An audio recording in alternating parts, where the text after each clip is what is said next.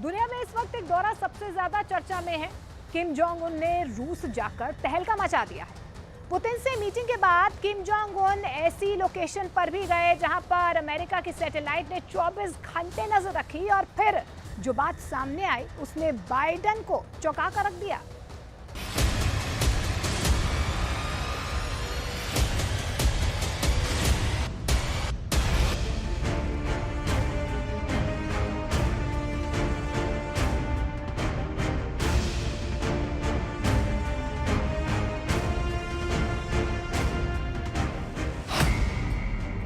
रूस के फाइटर में किम जोंग उन।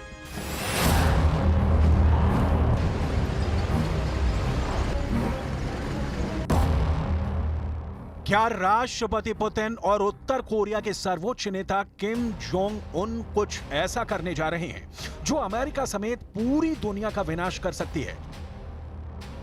जरा रूस से आ रही इन तस्वीरों को देखिए।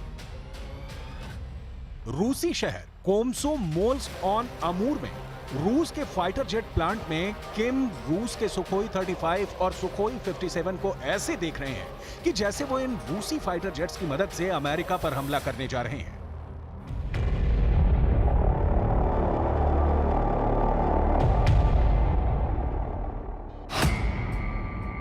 उत्तर कोरिया का सुखोई प्लान, घबराया अमेरिका, खौफ में दक्षिण कोरिया। खबर तो यहां तक आ रही है कि अमेरिका और उत्तर कोरिया के कट्टर दुश्मन दक्षिण कोरिया में किम की रूस यात्रा से हड़कंप मचा हुआ है। उत्तर कोरिया के तानाशाही नेता किम जोंग उन की रूस की यात्रा के दौरान एक लड़ाकू जेट संयंत्र का निरीक्षण किया। पेंटागन तक हिल गया। रूस उत्तर कोरिया की सुखोई डील।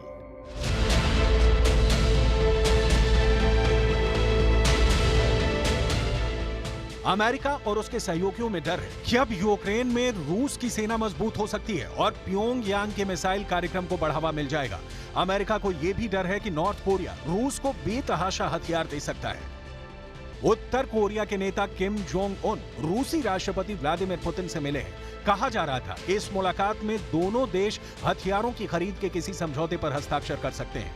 रूस के सरकारी मीडिया के मुताबिक रूस की पूर्व में स्थित वास्तोचनी स्पेस सेंटर में हुई मुलाकात के बाद किम जोंग उन ने उत्तर कोरिया के लिए अपनी ट्रेन यात्रा शुरू कर दी है।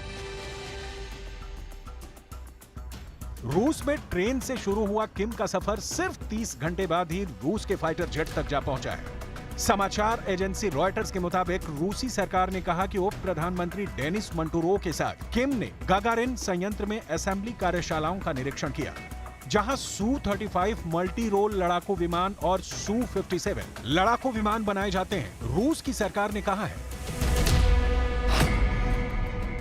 किम जोंग उन और डेनिस मंटूरोव ने लड़ाकू विमान असेंबली प्लांट और सू-35 विमान की अंतिम असेंबली शॉप और 5वीं पीढ़ी के सू-57 विमानन परिसर का निरीक्षण किया।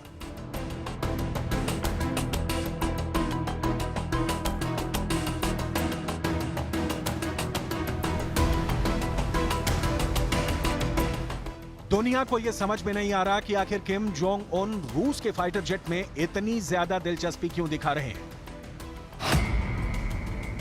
रूस के फाइटर में किम जोंग उन посещать заводы, где производится авиационная техника, и гражданская, и боевая. Затем будет во Владивостоке, и там тоже там такая военная часть по линии Министерства обороны. Но она заключается просто в демонстрации возможностей Тихоокеанского флота и несколько вопросов, связанных с экологией, с образованием.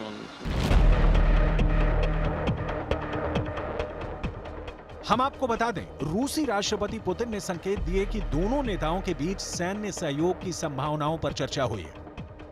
रूस ने यह भी संकेत दिए हैं कि वो उत्तर कोरिया को सैटेलाइट बनाने में मदद करेगा। राष्ट्रपति पुतिन से जब यह पूछा गया कि क्या रूस सैटेलाइट बनाने में उत्तर कोरिया की मदद करेगा, पुतिन ने सीधा जवाब दिया है, इसीलिए तो हम इस स्पेस सेंटर पर आए हैं। रूस उत्तर कोरिया की सुखोई डील। हालांकि दोनों देशों ने अमेरिका के उस दावों को खारिज किया है जिसमें कहा गया है कि रूस और उत्तर कोरिया हथियारों की डील करेंगे ताकि यूक्रेन युद्ध में रूस की मदद की जा सके। इधर किम पुतिन से मिलकर गदगद है। तानाशाह किम जोंग उन ने पुतिन को नॉर्थ कोरिया आने का न्योता दिया है, जिसे रूस ने स्वीकार कर लिया है। इससे पहले पुतिन साल 2000 में नॉर्थ कोरिया गए थे। तब उन्होंने किम जोंग उन के बीमार पिता किम जोंग इल का हाल चाल जाना था। Я считаю, что это нормально. Такие встречи и поездки должны быть. Это хорошо, что нашу страну признают другие страны, особенно близлежащие. रूस और उत्तर कोरिया के राष्ट्र प्रमुख सिर्फ दुश्मनों को दिखावे के लिए एक दूसरे के यहाँ दौरे नहीं कर रहे हैं।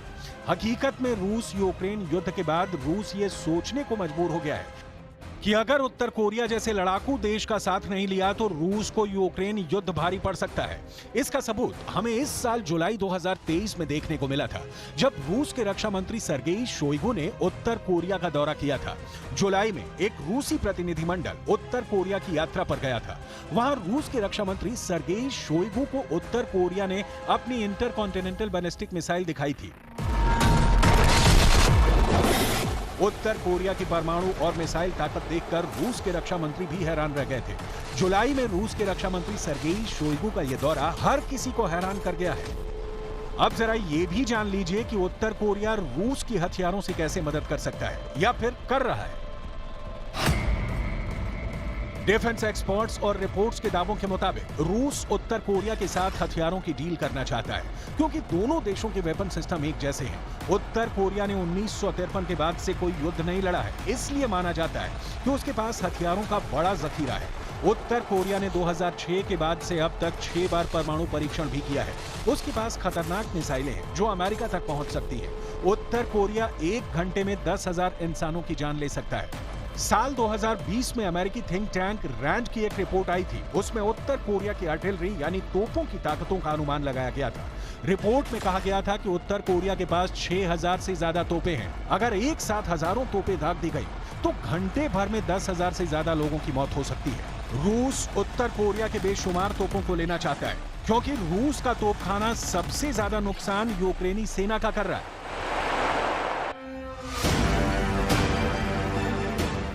तानाशाह किम को अच्छी तरह से पता है कि यूक्रेन युद्ध में रूस बुरी तरह से फंसा हुआ है। अगर ऐसे वक्त में उत्तर कोरिया ने रूस का साथ दे दिया तो भविष्य में रूस उत्तर कोरिया को स्पेस वॉर में भी जबरदस्त ताकतवर बना देगा।